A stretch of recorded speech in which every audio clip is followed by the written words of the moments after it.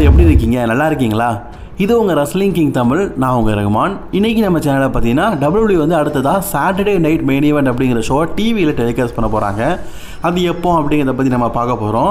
அதுக்கப்புறமா பார்த்தீங்கன்னா இந்த வாரம் நடக்க போகிற எப்பிக்கான மண்டே நைட்ரா, எதனால் எப்பிக்கான மண்டே நைட்ரா அதை பற்றி தெளிவாக நான் சொல்ல போகிறேன். அதுக்கப்புறமா பார்த்தீங்கன்னா சம்மர்ஸ்லாமுடைய ரிட்டர்ன்ஸ், ஒரு மிகப்பெரிய ரிட்டர்ன்ஸ் எதிர்பார்க்கப்படுது. அதை பற்றி நம்ம வீடியோவாக பார்க்க போகிறோம். இன்றைக்கான ரெஸ்லிங் செய்திகள் வழக்கம் போல் இன்ட்ரெஸ்டிங்காக இருக்கும். மறக்காமல் முதலாக ரெஸ்லிங் கிங் தமிழுக்கு வந்திருக்கோங்க, சப்ஸ்கிரைப் பண்ணிக்கோங்க. பெல் ஐக்கானை கிளிக் பண்ணிடுமா, தினமும் போகிற ரெஸ்லிங் செய்திகளை தமிழ் மொழியில் தெரிஞ்சுக்கோங்க. சம்மர்ஸ்லாம் அப்படிங்கிறது பொதுவாக பார்த்தீங்கன்னா செகண்டரி கேட்டகரியில் பார்க்க போகிற ஒரு ரெசல்மேனியா. அதாவது ரெசல்மேனியாக்கு அப்புறமா ஒரு பெரிய ஷோ, ஒரு பெரிய அரங்கத்தில் நடக்குது அப்படின்னா அது கண்டிப்பாக சம்மர்ஸ்லாம் தான். அந்த சம்மர்ஸ்லாம் இந்த வருடம் பார்த்தீங்கன்னா ரொம்பவே லோவஸ்டான டிக்கெட் சேலிங் தான் நடந்திருக்குது. டே 1க்கு பார்த்தீங்கன்னா 22,069 டிக்கெட்ஸ் பார்த்தீங்கன்னா தற்போதைக்கு WWE பார்த்தீங்கன்னா சேலிங்காக விட்டுருக்காங்க. அதாவது அவங்க சேலிங்காக விட்டுருக்க டிக்கெட்ஸே இவ்வளோ தான். டே 2க்கு பார்த்தீங்கன்னா 23,809 டிக்கெட்ஸ். ஏன் இவ்வளவு கம்மியாக சேலிங்ஸாக விட்டுருக்காங்க அப்படின்னு எனக்கு தெரில. WWE பார்த்தீங்கன்னா இந்த வருடம் சம்மர்ஸ்லாமோடைய டிக்கெட் ப்ரைஸிங்க ரெசல்மேனியா மாதிரி ஹையஸ்ட் காஸ்ட்டில் தான் விற்றுருக்குறாங்க. டிக்கெட் ப்ரைஸை கொள்ள ரேட்டுக்கு விற்கிறதுனால நிறைய பேர் வாங்கல போல இருக்குது. பொதுவாகவே சம்மர்ஸ்லாம் அப்படிங்கிறது பார்த்தீங்கன்னா ரிட்டனுக்கான ஒரு ஹிண்டிங். 2019 எச்சி ரிட்டன் ஆனதுலேருந்து ஒவ்வொரு வருஷமும் ஒவ்வொருத்தர் ரிட்டன் ஆவாங்க. 2020 நம்ம எல்லாருமே மறக்க முடியாத ஒரு ரிட்டனை கொடுத்தவர் ட்ரைபிள் சீஃப் அப்படிங்கிற கேரக்டரில் ரோமன் ரெயின்ஸ். அது இது நாள் வரைக்கும் மறக்க முடியலை. அதுக்கப்புறமா 2021 பார்க்கும்போது ப்ராக் லெஸ்னர் சர்ப்ரைஸாக ரிட்டன் ஆனார். கோவிட் டைம்லாம் முடிஞ்சதுக்கப்புறமா ஆடியன்ஸ் வந்ததுக்கப்புறமா சம்மர்ஸ்லாமில் ப்ராக் லெஸ்னருடைய ரிட்டன் இது நாள் வரைக்கும் பேச பொருளாக இருக்குது. அதாவது one of the mysterious return சொல்லுவோம்ல, அதில் இவருடைய ரிட்டர்ன் கண்டிப்பாக இருக்குது. ஏன்னா யாருமே ப்ராக் லெஸ்னர் வருவார் அப்படின்னு சொல்லி எதிர்பார்க்கல, அந்த நேரத்தில் வந்தார். அப்படியே 2022க்கு போனோன்னா அது ஒரு உமன்ஸ் டீம் தான் பார்த்தீங்கன்னா ரிட்டர்ன் ஆனாங்க. டகோடா காய், இயோ ஸ்காய் மற்றும் பெய்லி. இதில் டகோடா காய் மற்றும் இயோ ஸ்காய் WWEலேருந்து விரட்டி அடிக்கப்பட்ட ரெஸ்லர்ஸ், ரிலீஸ் செய்யப்பட்ட ரெஸ்லர்ஸ். அவங்க பெய்லி கூட சேர்ந்து டேமேஜ் கண்ட்ரோல் அப்படிங்கிற டீமில் வந்தாங்க. சர்ப்ரைஸாக இருந்தது.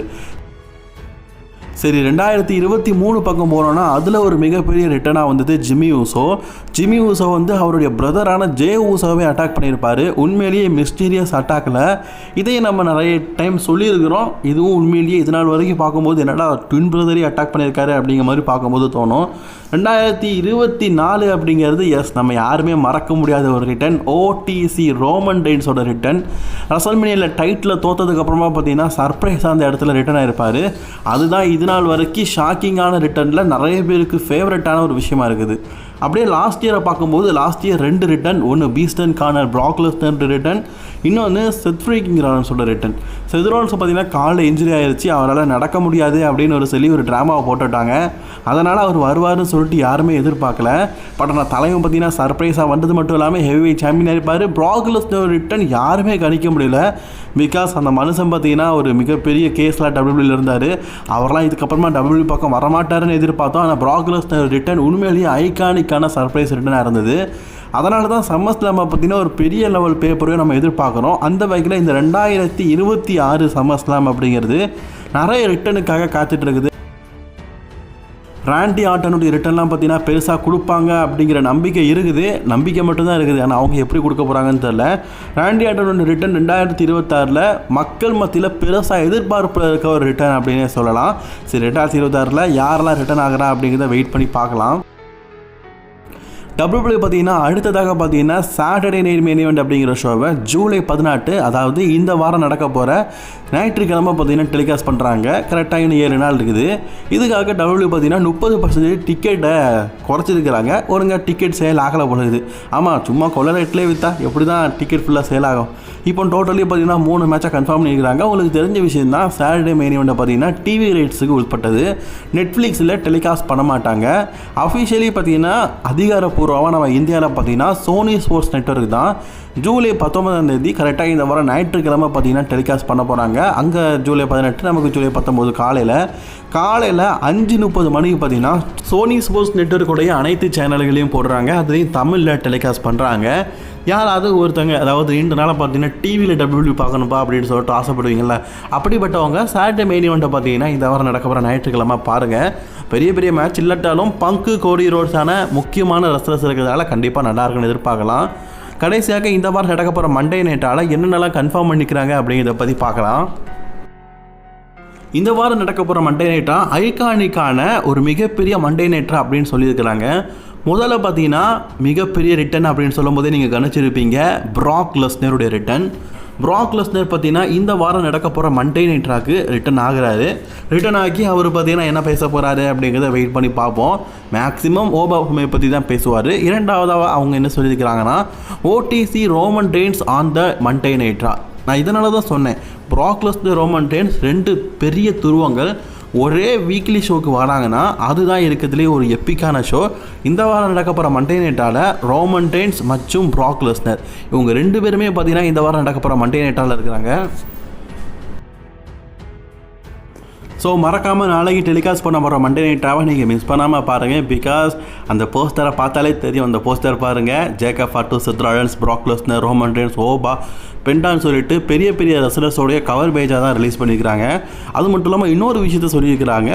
ராஜ் ஜென்டர் மேனேஜரான ஆனபேஸ் என்ன சொல்லியிருக்காருன்னா இந்த வாரம் நடக்க போகிற மண்டே நைட்டால் ரோமன் ரெயின்ஸுக்கும் செத் ராலன்ஸுக்குமான கான்ட்ராக்ட் சைனிங் நடக்க போகுது அப்படின்னு. அதாவது என்னென்னா இவங்க ரெண்டு பேருக்குள்ள மேட்ச் கன்ஃபார்ம் பண்ணிட்டாங்க. ஆனால் ஒப்பந்தம் அப்படிங்கிறது இன்னும் பார்த்தீங்கன்னா ரெண்டு பேரும் கையெழுத்து போடலை. அந்த கான்ட்ராக்ட் சைனிங் இந்த வாரம் நடக்க போகிற மண்டே நைட்டெல்லாம் நடக்க போகுது அப்படிங்கிற மாதிரி சொல்லியிருக்கிறாங்க. அதுக்கப்புறமா ப்ராக் லெஸ்னர் ஓபாஃபெமிக்கான நெக்ஸ்ட் லெவல் ஃபியூட் அப்படின்னு சொல்லியிருக்கிறாங்க. மேபி இவங்க ரெண்டு பேரும் நேருக்கு நேர் பேசிக்கிற மாதிரி செகமெண்டாக இருக்கலாம். அல்லது இதுக்கு முன்னாடி பார்த்தீங்கன்னா ஓபாஃபெமியை ப்ராக் லெஸ்னர் தாக்கியிருப்பார். அதுவும் அவருடைய மெயின் பாயிண்ட்லேயே தாக்கியிருப்பார். அதே மாதிரி இவங்க ரெண்டு பேரும் இந்த வாரம் நடக்க போகிற மண்டே நைட்டில் ஃபேஸ் டு ஃபேஸ் நிற்கும் போது ப்ராக் லெஸ்னர் ஓபாஃபெமி அவருடைய மெயின் பாயிண்டில் அட்டாக் பண்ணதுக்கும் வாய்ப்புகள் நிறையவே இருக்குது. இதை தவிர்த்து இன்னும் ஒரு சில முக்கியமான விஷயங்கள், குயின் ஆஃப் த ரிங்கை வெற்றி பெற்றிருக்கிற குயின் இயோ ஸ்கை பார்த்தீங்கன்னா அஃபிஷியலி லீவ் மார்கன் கிட்ட தான் சம்மஸ்லாம மோத போகிறாங்க. போன வாரம் பார்த்தீங்கன்னா லீவ் மார்கனோட டீம் எல்லாருமே சேர்ந்து ஒட்டு மொத்தமாக இவங்களை அட்டாக் பண்ணியிருப்பாங்க. அதுக்கு காரணம் இவங்களுக்கு சப்போர்ட்டிங்காக இன்னும் ரெண்டு நபர் தேவைப்படுது. ஏன்னா இயோ ஸ்கை பார்த்தீங்கன்னா தனிமரமாக இருக்கிறாங்க. லீவ் மார்கன் பக்கம் ஒரு கூட்டமே இருக்குது. மேபி தனக்கான ஒரு டீமை ஃபார்ம் பண்ணதுக்கான ஒரு விஷயத்தையும் இந்த வாரம் நடக்க போகிற மண்டே நைட்டால் கிரியேட் பண்ணுவாங்க அப்படின்னு எதிர்பார்க்கலாம். அதுக்கப்புறமா LA Knightோட இஷ்யூவை பற்றியும் இந்த வாரம் மண்டே நைட்டால் நடக்கும்னு சொல்லியிருக்கிறாங்க. தொடர்ந்து பார்த்தீங்கன்னா பிளட் லைனுடைய ஒரு ஸ்டோரி லைனில் LA Knight இருக்கார். ஜிம்மி உசோகா அவருக்கு ஒரு மேட்ச் நடக்கும். குறுக்கால பார்த்தீங்கன்னா சோலசிகா வந்து அட்டாக் பண்ணிட்டு போயிட்டு இருக்காரு. இது ஒரு வாரம் 2 வாரம்ல தொடர்ச்சியாக ஒரு சில வாரங்களாகவே நடந்துக்கிட்டு இருக்குது. இதுக்கான அடுத்த ஸ்டெப் என்ன அப்படிங்கிறத மேபி கன்ஃபார்ம் பண்ணலாம். மேபி இவங்க சொல்ல முடியாது. உங்களுக்குள்ள சாட்டர்டே மெயின் இவெண்ட்டில் யாருக்கோ ஒரு மேட்ச் கன்ஃபார்ம் பண்ணலாம். அது என்னப்பா யாருக்கோன்னு கேட்டிங்கன்னா LA Knight இருக்கிறாங்க, ஜேக்கப் ஃபாட் இருக்கிறாரு, அதுக்கப்புறமா ஜிம்மி ஜேஓஸோ இருக்கிறாங்க. இவங்களுக்குள்ள ஒரு சிங்கிள்ஸ் மேட்சாவோ அல்லது டாக்டி மேட்சாகவும் கன்ஃபார்ம் பண்ணலாம்ல. அதனால தான் யாருக்கோ மேட்ச் கன்ஃபார்ம் பண்ண வாய்ப்பு இருக்குன்னு சொன்னேன். அது மட்டும் இல்லாமல் சாட்டர்டே மெயின் இவெண்ட் பார்த்தீங்கன்னா இந்த வாரம் நடக்க போகிற சண்டே நடக்குது. அங்கே சாட்டர்டே டெலிகாஸ்ட் பண்ண போகிறாங்க. அதனால் மேபி பார்த்தீங்கன்னா அதுக்கான மேட்சஸை கூட WWE கன்ஃபார்ம் பண்ணலாம். இதை தவிர்த்து 2 முக்கியமான ஒரு நார்மல் மேட்சையும் கன்ஃபார்ம் பண்ணியிருக்கிறாங்க. இயோ ஸ்கை இருக்கிறாங்கல்ல, அவங்க ரெக்சன் ஃபெரஸுக்கு எதிராக பார்த்தீங்கன்னா ஒரு மேட்ச் விளாட போகிறாங்க. எதுக்காகனா போன வாரம் பார்த்தீங்கன்னா இவங்களை அட்டாக் பண்ணியிருப்பாங்கல்ல, அதுக்காக பதிலடி கொடுக்கும் விதமாக இவங்களுக்கு ஒரு மேட்ச் இருக்குது அப்படிங்கிற மாதிரி சொல்லியிருக்கிறாங்க. சரி, இதை தவிர்த்து பார்த்தீங்கன்னா இன்னொரு முக்கியமான மேட்ச் இருக்குது. பெண்டாவை எதிர்த்து யார் சம்மர் ஸ்லாமில் மோத போகிறா அப்படிங்கிறதுக்கான இன்டர் கான்டினென்டல் சாம்பியன்ஷிப்பான நம்பர் 1 கண்டெண்டர் மேட்ச். இது வந்து பார்த்தீங்கன்னா ஒரு கான்ட்லெட் மேட்ச். ஒவ்வொருத்தராக வந்து சண்டை போடுவாங்க, ஒவ்வொருத்தராக எலிமினேட் பண்ணணும். இதில் ஜெவன் ஓவன்ஸ், அதுக்கப்புறமா பார்த்தீங்கன்னா Joe Hendry, Chad Gable, Dragon Lee, Penta, Ethan Page, Rusev, totally பார்த்தீங்கன்னா ஒரு 7 பேருக்கு மேலே இருக்கிறாங்க. கண்டிப்பாக இதில் நம்ம ஜாட் கேபிள் வெற்றி பெறுவார் அப்படின்னு சொல்லி எதிர்பார்க்கலாம். ஸோ இந்த வாரம் நடக்க போகிற மண்டே நைட்டாக ஒரு கிளாசிக்கான ஒரு பெரிய எப்பிக்கான மண்டே நைட்டெல்லாம். இதை தவிர்த்து இன்னும் ஒரு சில விஷயங்களும் நடத்துவாங்க. சரி, இந்த வாரம் மண்டே நைட்டாக நீங்கள் எந்த அளவுக்கு எதிர்பார்க்குறீங்க அப்படி இதை கமெண்ட் பண்ணிக்கோங்க. வீடியோ பிடிச்சினா லைக் ஷேர் பண்ணிக்கோங்க. தொடர்ந்து வீடியோ பார்க்கல சப்ஸ்கிரைப் பண்ணிக்கோங்க.